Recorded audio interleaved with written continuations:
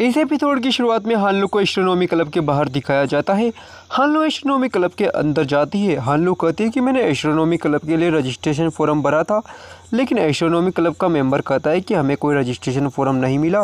वो तुम astronomy club ही क्यों ज्वाइन करना चाहती हो? हानलू कहती है मुझे एस्ट्रोनॉमी क्लब सबसे ज़्यादा इंटरेस्टिंग लगता है। एस्ट्रोनॉमी क्लब का मेंबर कहता है कि क्लब हाउस जाकर देखता हूँ। उसके बाद हमें लिन की दोस्त को डांस क्लब में दिखाया जाता है, जहाँ हानलू की दोस्त वो फेंग भी आ जाते हैं। हानलू की दोस्त शियान कहती है कि ये कितनी सुंदर है, वो कितना अच्छा डांस करती है। फेंग कहता है कि सही कहा। शियान कहती है तुम शर्मा क्यों रहे हो? वैसे भी सुंदर लड़कियां तो सभी लड़कों को पसंद होती है, मुझे भी पसंद है। तभी पीछे से धक्का लगने के कारण हानलू के दोनों दोस्त डांस क्लब में गिर जाते हैं। तभी लिन और उसके दोस्त भी वहां आ जाते हैं। लिन युआन से कहता है कि प्रैक्टिस हो गई। युआन कहती है अभी नहीं, थोड़ा वक्त लगेगा। लिन कहता है हम बाहर हैं। लिन और उसके दोस्त वहाँ से चले जाते हैं। हानलू के दोस्त भी वहाँ से जाने लगते हैं। तब युआन कहती है हेलो, कोई काम था क्या? हानलू के दोस्त कहते हैं नहीं तो। वो वहाँ से भाग जाते हैं। लिन के दोस्त बातें कर रहे होते हैं कि युआन ज़्यादातर हमारे साथ रहती है, वो स्कूल की लड़कियों से बात भी नहीं करती। लिन का दोस्त कहता है कि युआन ये बात कभी जाहिर नहीं करती, मैंने देखा है, वो लड़कियों को दोस्त बनाना चाहती है। तब लिन कहता है तो अब हम क्या करें? लिन का दोस्त कहता है कि क्या हम उससे दोस्ती तोड़ दें ताकि वो लड़कियों को दोस्त बना सके? लिन कहता है कि तुम चिंता मत करो, वह हमसे बेहतर जानती है कि किसे दोस्ती रखनी है और किसे तोड़नी है। वह किसी से भी दोस्ती कर सकती थी, लेकिन उसने हम तीनों को ही चुना। लिन उसके दोस्तों से कहता है मुझे कुछ काम है, बाद में मिलता हूँ। उसके बाद हमें हानलू को एस्ट्रोनॉमी क्लब में दिखाया जाता है, जहाँ एस्ट्रोनॉमी क्लब का मेंबर कहता है हमें तुम्हारा कोई रजिस्ट्रेशन फॉर्म नहीं मिला। हानलू कहती है तो मैं वापस जाकर दोबारा फॉर्म भर देती हूँ, अगले एक्टिविटी डे पर मैं यहाँ वापस आ जाऊँगी। लेकिन एस्ट्रोनॉमी क्लब का मेंबर कहता है कि यहाँ आने की कोई ज़रूरत नहीं है। हानलू कहती है कि क्या हुआ? एस्ट्रोनॉमी क्लब का मेंबर कहता है कि हमें नए मेंबर की ज़रूरत नहीं है, दूसरे क्लब में ट्राई करो। तभी हानलू के दोनों दोस्त भी वहाँ आ जाते हैं। हानलू की दोस्त कहती है सीनियर आप ऐसा नहीं कर सकते, ये लड़की बहुत इंटेलिजेंट है, ये कुछ भी कर सकती है, इसे एडमिशन नहीं मिलेगा तो फिर किसे मिलेगा? अगर आपने एडमिशन नहीं किया तो हम टीचर्स के पास जाएंगे। हानलू कहती है सर मैं एस्ट्रोनॉमी क्लब सच में ज्वाइन करना चाहती हूँ। एस्ट्रोनॉमी क्लब का मेंबर कहता है तुम जा सकती हो। वह जैसे ही दरवाज़ा खोलता है लिन अंदर आ जाता है। एस्ट्रोनॉमी क्लब का मेंबर कहता है कि लिन क्या हुआ, कुछ काम था क्या? लिन कहता है कि नहीं, बस मैं यहाँ से गुजर रहा था। वो वहाँ से चला जाता है। हानलू वो उसके दोस्त भी वहाँ से चले जाते हैं। हानलू लिन से कहती है कि क्या तुम एस्ट्रोनॉमी क्लब के प्रेसिडेंट को जानते हो? लिन कहता है हाँ, हम स्कूल टीम में थे। हानलू कहती है कि क्या तुम मेरी मदद कर सकते हो और तुम मदद के बदले क्या चाहते हो? लिन कहता है युआन की प्रैक्टिस ख़त्म हो गई है, मैं चलता हूँ। वो वहाँ से चला जाता है। शियान कहती है कल तुम्हारा जन्मदिन है, कम से कम जन्मदिन के अवसर पर तो खुश रहना चाहिए। वह हानलू उसके दोस्त वहाँ से चले जाते हैं। हमें सूरज को उगते हुए दिखाया जाता है। वह हानलू का फ्लैशबैक दिखाया जाता है, जहाँ हानलू को उसकी बहन शियान के साथ दिखाया जाता है। शियान हानलू से कहती है तुम्हारे पास ये जूते खरीदने के पैसे कहाँ से आए? हानलू कहती है कि मैं कुछ दिनों से पैसे जमा कर रही थी। शियान हानलू से कहती है चलो तुम्हारे लिए भी ले लेते हैं, दोनों साथ में पहनेंगे। हानलू कहती है वो बच्चों के साइज़ के जूते नहीं बनाती। तब शियान कहती है कि मैं इन्हें संभाल कर रखूँगी, जब तुम मेरी जितनी बड़ी हो जाओगी तब मैं तुम्हें ये दे दूँगी, ठीक है? हानलू कहती है ठीक है। हानलू कहती है कि चलो दीदी फूलों की डिजाइन वाला केक लेते हैं। और शियान कहती है ठीक है चलो। हमें वापस हानलू को प्रेजेंट में दिखाया जाता है। हानलू वही जूते वापस निकालती है जो उसने अपनी बहन को 17वें जन्मदिन पर दिए थे। हानलू कहती है मुझे कब से इस दिन का इंतज़ार था, आज मैं आपके जूते पहनूंगी। हानलू कहती है ये जूते मुझे बिल्कुल फिट हो रहे हैं। वह जूते पहन लेती है। वो उसके पास से पेजर को निकालती है और उसे वापस रख देती है। उसके बाद हमें हानलू की दोस्त शियान को मुंह में ब्रेड लेकर भागते हुए दिखाया जाता है। शियान एक स्टेशनरी की दुकान पर जाती है, जो दुकान उसकी मोम की थी। वह शियान अपनी मोम की दुकान से कुछ बर्थडे डेकोरेशन के सामान अपने बैग में रख लेती है। शियान की मोम कहती है किसके लिए ले जा रही हो? शियान कहती है कि क्या आपको नहीं पता आज हानलू का जन्मदिन है? शियान की मोम कहती है बलून्स भी ले लो, धूमधाम से जन्मदिन मनाना और ठीक से जाना। उसके बाद हमें हानलू की मोम को दिखाया जाता है, जहाँ हानलू की मोम हानलू से कहती है आज तुम्हारा जन्मदिन है, चलो हम बाहर खाना खाने चलते हैं। हानलू कहती है जन्मदिन नहीं मनाऊंगी। हानलू की मोम कहती है जैसी तुम्हारी मर्जी। वो वहाँ से चली जाती है। हानलू के पापा कहते हैं मैंने तुम्हारे लिए नूडल्स बनाए हैं, ठंडे होने से पहले खा लो। हानलू नूडल्स खा लेती है। हानलू के पापा कहते हैं कैसे बने हैं? हानलू कहती है अच्छे बने हैं। वो कहती है कि आज भी वो पुराने ज़माने के केक मिलते हैं जिन पर फूलों की डिज़ाइन बनी होती है।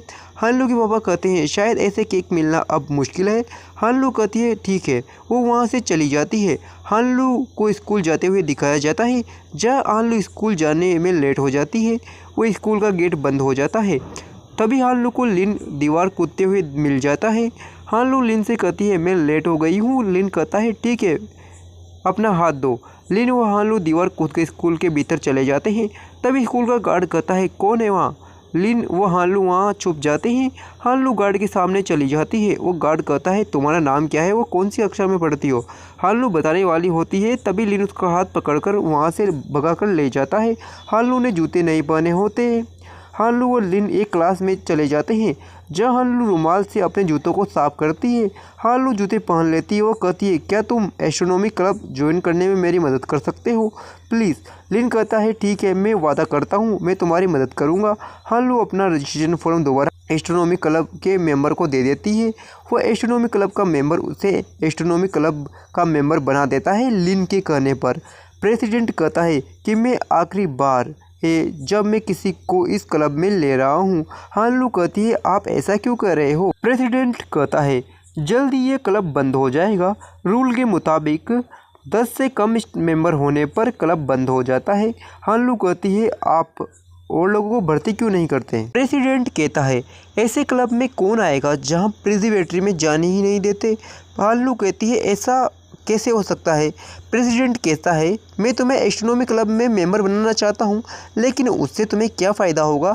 तुम जिस ऑब्जर्वेटरी व टेलीस्कोप के लिए आई हो वहाँ कोई नहीं जा सकता। पिछले 1 साल से मैंने ऑब्जर्वेटरी में कदम भी नहीं रखा है, वजह कोई नहीं जानता। हानलू कहती है कुछ भी हो जाए मैं ये क्लब बंद नहीं होने दूँगी। वो वहाँ से चली जाती है। प्रेसिडेंट कहता है मुझे तुमसे उम्मीद है तुम वह दरवाज़ा खोल पाओगी। लिन हानलू से कहता है आखिर तुम्हें एस्ट्रोनॉमी क्लब ही क्यों ज्वाइन करना है? हानलू कहती है तुम नहीं समझोगे। लिन कहता है तुम नए मेंबर कैसे जोड़ोगी? तुम तो किसी को भी नहीं जानती। हानलू कहती है मदद करने के लिए तुम्हारा शुक्रिया, मैं तुम्हारा एहसान नहीं भूलूंगी। वो वहाँ से चली जाती है। उसके बाद हमें शियान और फेंग को स्कूल में दिखाया जाता है। फेंग कहता है लिन और उसके दोस्त स्कूल की छत पर हुए तो? शियान कहती है वो इस समय वहाँ क्यों होंगे? शियान कहती है स्कूल की छत पर जन्मदिन ना मनाए तो फिर कहाँ मनाए? फेंग कहता है ठीक है, मैं हानलू को मैसेज कर देता हूँ। शियान कहती है चलते चलते कर देना मैसेज और जल्दी चलो। हानलू पेजर को लेकर कहती है दीदी का मैसेज तो आएगा ना? तभी फेंग का मैसेज आता है तुम जल्दी स्कूल की छत पर आ जाओ, कुछ बात करनी है। जब फेंग और शियान स्कूल की छत पर पहुंचते हैं तो लिन और उसके दोस्त वहां पर चेस खेल रहे होते हैं, जिसे देखकर फेंग और शियान के चेहरे का रंग ही उड़ जाता है। फेंग कहता है मैंने कहा था ना चलो यहाँ से वापस चलते हैं। शियान कहती है पर हमने हानलू को बुला लिया है। फेंग और शियान हिम्मत करके लिन और उसके दोस्तों के पास जाते हैं। शियान कहती है कि सीनियर्स क्या हमें छत पर थोड़ी जगह मिल सकती है? लिन का दोस्त कहता है कि हानलू ने तुम्हें बताया नहीं कि जो हिस्सा उसने छीना था वो वापस लौटा दिया है। युआन कहती है शियान तुम इसे इग्नोर करो, वो अपना काम करो। मैंने सही कहा ना लिन? बिल्कुल। फेंग और शियान कहते हैं थैंक यू।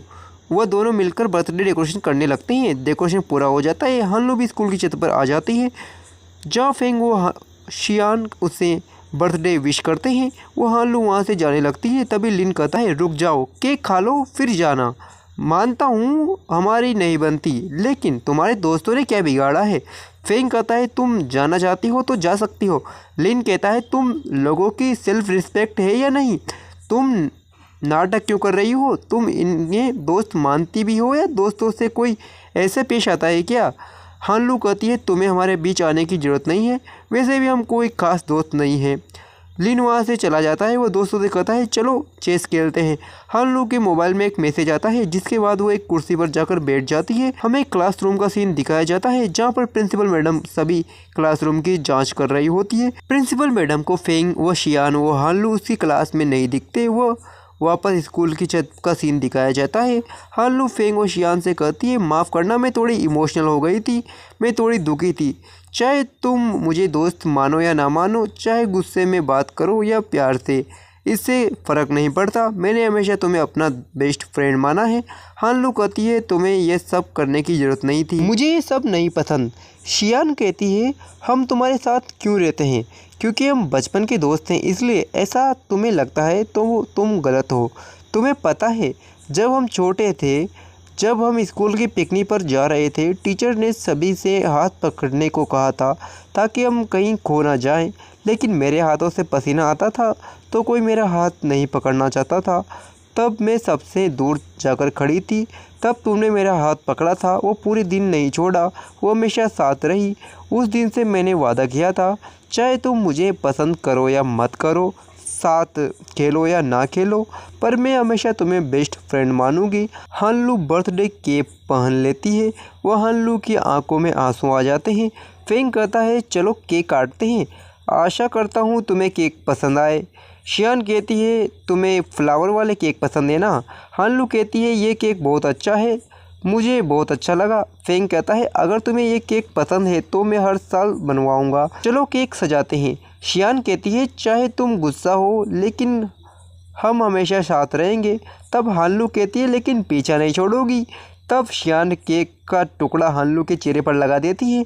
वो हानलू कहती है अब मेरी बारी है, ठीक है। वह शियान कुर्सी से उठकर भागने लगती है। वह शियान से गलती से लिन की टोपी पर केक लग जाता है। लिन कहता है ये किसने किया? हानलू कहती है मैंने किया। हानलू कहती है चाहो तो तुम भी लगा लो। लिन उसके दोस्त को केक लगा देता है।